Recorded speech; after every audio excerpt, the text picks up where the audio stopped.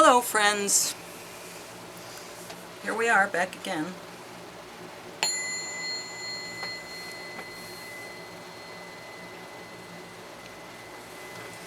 Okay, cleared the space. So, I think that the next 3-day cycle starts on the 23rd. 19, 20, 21, 22, 23.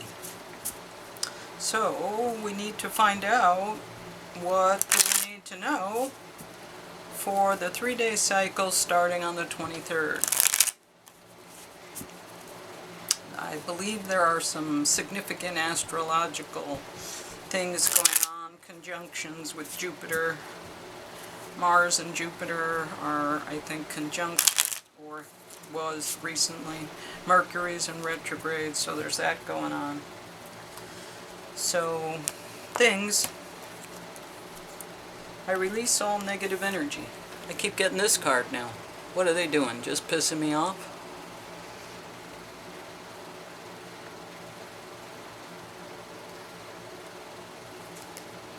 I am powerful and loved. I like that one too.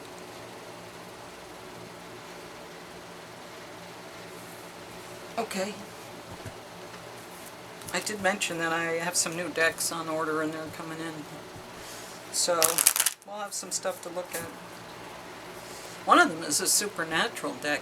I've seen other readers use that. I love that deck. That show was so fun. I got up to season 12. Oh, and The Witcher. I watched The Witcher, but on Netflix, and they're not done. They have another 2 years to go, so that's interesting because I want to hear the end of that story. But I watched the Polish version, and there's a movie, but there's also a show. Watch the show. Don't watch the movie if you're watching the Polish version, because it's so much better, and the movie is just clips from the show. So watch the show because it's so much, it's so much better. Anyway, that show is something else. And the Netflix version, they did a great job on it. A little bit of faith goes a long way. Remember that. Okay, keep that in mind this 3-day cycle. A little bit of faith goes a long way. Confidence. Oh yeah, I wanted to show you this. I found this in the yard. It's a rock, and it has this letter in it. And here it is, and I can't imagine it wasn't attached to something else. You know, wedged in here, and another rock fit in nicely. But, yeah, that's something, huh? Just found it on this property. If anybody has any ideas about what that is or why that is, please drop a comment, because I wonder about that thing every day. I look at it, it's on my shelf, and I want to know more about it. I should read cards on it, actually. I'll probably do that later.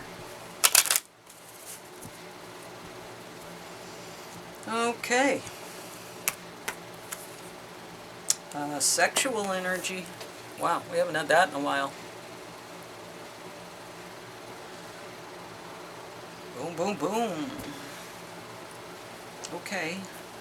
25.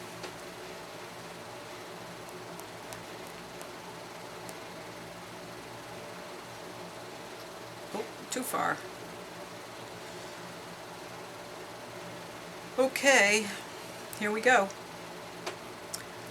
In the purest sense, sexual energy is not an energy to be expanded from you. It is a state to reside in. The first and second chakras are the root of our sexual feelings. When you use this very potent energy to manipulate people and situations, when you're doing yourself a huge disservice. When you expand your life force energy up from the first 2 chakras and incorporate that energy from your heart and your crown, you can experience the most complete and divine experience of sexual energy possible. This doesn't even have to include another person. when you can merge your connection with Creator with your connection to the earth without any filters or blocks between the two, you will experience a complete and true connection. We act as the conduit between heaven and earth, and when we can put ourselves into this energy at any given time, we are not tempted to use our sexual energy in a way that feeds our need for validation, nor are we easily manipulated by another's outputting of sexual energy. This card is asking you to look at where sexual energy is directed in your life. Yeah. Oh, yeah. So, yeah, and there's demons, sexual demons that reside in people, and that's a real thing, and it's not uncommon. I just watched a show all about parasites and demons, and how they are the same thing. Parasites allow the body to take on demonic entities. They lower the vibration, they create an atmosphere in the body so that demonic entities can attach. So that's one of the reasons I didn't want anybody using ivermectin, because ivermectin cleans out that stuff. And that's very, very prevalent. I had demonic attachments put on me as a very young child, like infant. And once I cleared them, it was amazing how different life was. Like, extremely different. So you can pick them up in food, you can pick them up with sexual encounters with other people. Parents can drop them on you like my mother did to me. Okay, well, we're starting out with an equal give and take here. So, Six of Pentacles, fairness and equal give and take, generosity, openness. Alright, what the challenge? The challenge is 1, 2, 3, 4, 5, 6, 7, 8, 9, 10. 10 of Wands. So, is that a burden or is it a harvest? Well, I guess we'll have to figure that out. Alright, we're coming from a place of Two of Swords. So, a decision. We're making a decision, one way or the other. Two of Swords. Okay, and Five of Pentacles. Five of Pentacles. Yeah, I want to say moving out of troubled water. No.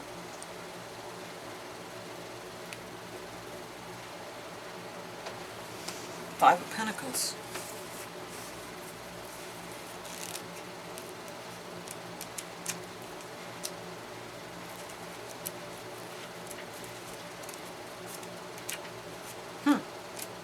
I don't know why I'm drawing a blank, but I am. Five of Pentacles. Circumstances have changed, and financial comfort seems a thing of the past. What's to be done? Uh-oh. The picture of Five of Pentacles is not always a pretty one. Oh, that's right. That's the Five of Pentacles.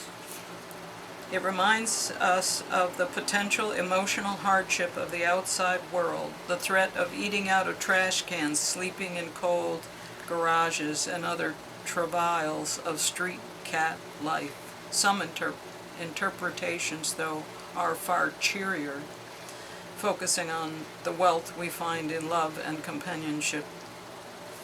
Well, yeah, being cast out. Five of Pentacles, with the church, being cast aside. So that's the goal, is being cast out. Alright. And we're going to Ten of Pentacles. Nice. A lot of pentacles. Pentacles, pentacles, pentacles. Money, money, money. Alright. And the tools are the Queen of Wands. So, magnetic and attractive and entrepreneurial and sexy. Sexual energy. Okay.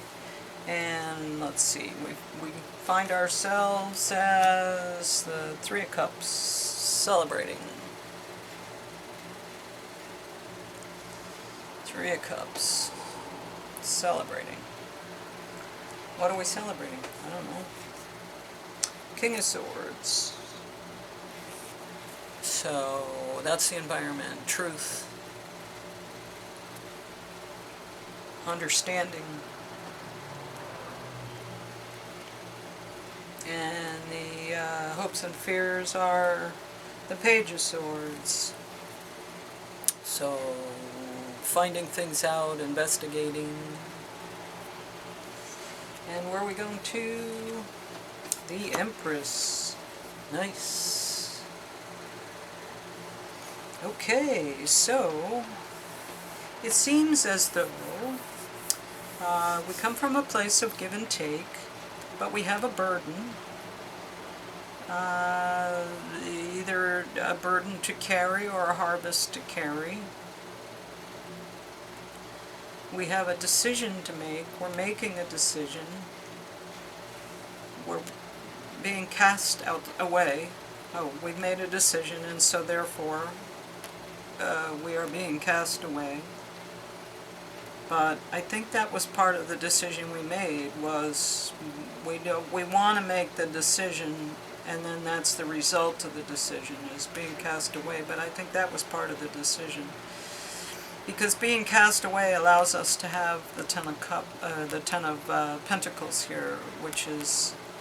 So we're walking away from the fiat system, and we're walking into something more lucrative and beneficial. The 10 here. 10 of Pentacles. Rain of money, you know. And the Queen of Wands is, we have the skills of an entrepreneur and a magnetic person, but we don't want to use that as sexually manipulative energy. We want to use that as an attraction, and by being attractive we have more power and more skill. We're celebrating because we see ourselves as successful because of what happened here. So we can celebrate because we did this. We walked away, and so now we can celebrate because we know the truth. We live in a world of truth. We're finding out more every day, and it's the truth. It's not... didn't we have... Oh, no, I guess not. We're finding out more and more every day about things that are true and not true. And we are the Empress because she is wise and experienced and worldly and understands so many things. So, okay. Alright. Well, let's see where else we're going to go.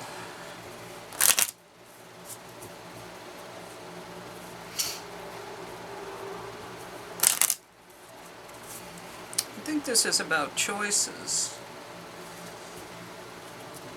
Having faith in the choice that we make, because we're going to end up here, even though we're walking away and it feels like, yikes. You know, I feel that way when I put money in Bitcoin. I know I'm doing the right thing, but it feels like I spent it on something. Now I don't have anything to show for it. But that's not true, but that's what it feels like. Because we're such a materialistic society. Alright, oh well, coffin again. And information. And there's that switch again. Being mean, harsh. So the death of the financial system is going to bring us the information that we need for Bitcoin. And the harshness and the reality of what we have to live with right now is ending. And I think that's why we're walking away and we're celebrating, because this stuff is going away, because we have information from the Page of Swords, because he found out, whoops, he found out what we needed to know. And there's the information in the book.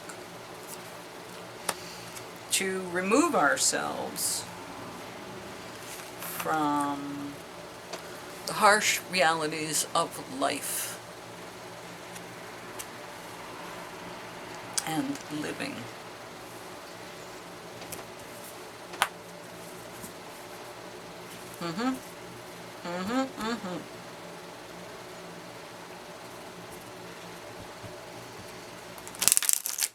And you are powerful and loved. Yes, you are loved and you are powerful. Ten of Pentacles, so that's, we're going there. Yeah, I'm going there.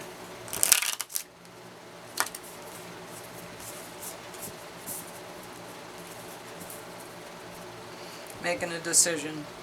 Yeah, what am I going to do with this money? I'm going to put it into Bitcoin. Which means it's not available right now. You got to just sit on it and figure out how to get through life by just stashing that stuff, stashing that wealth.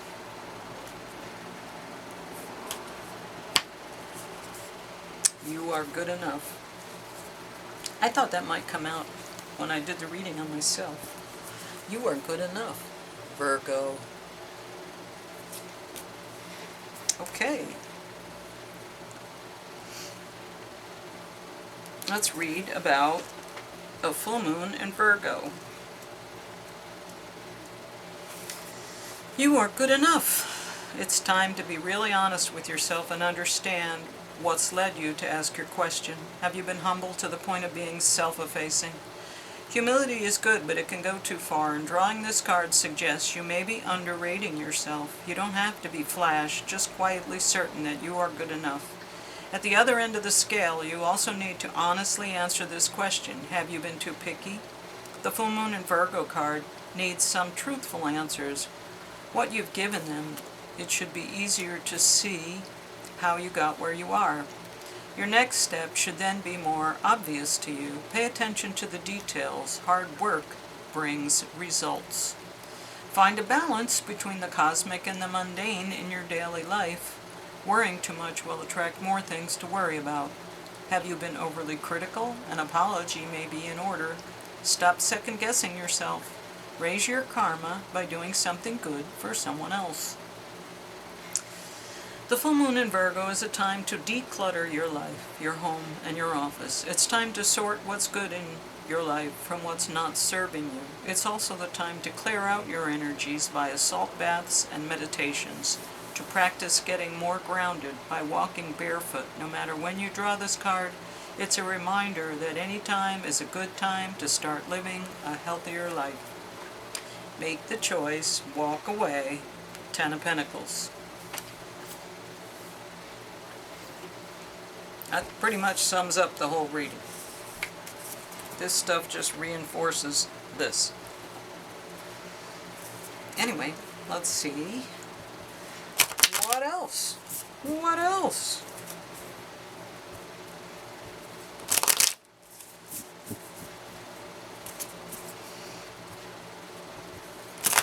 Okay.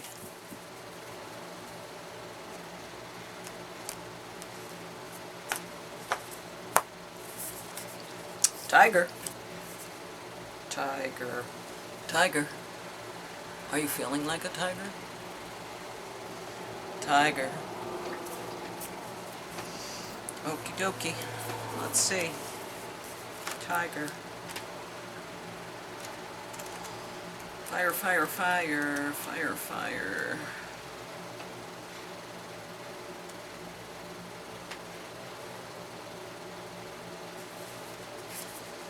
Find a fire. Cheetah. Tiger.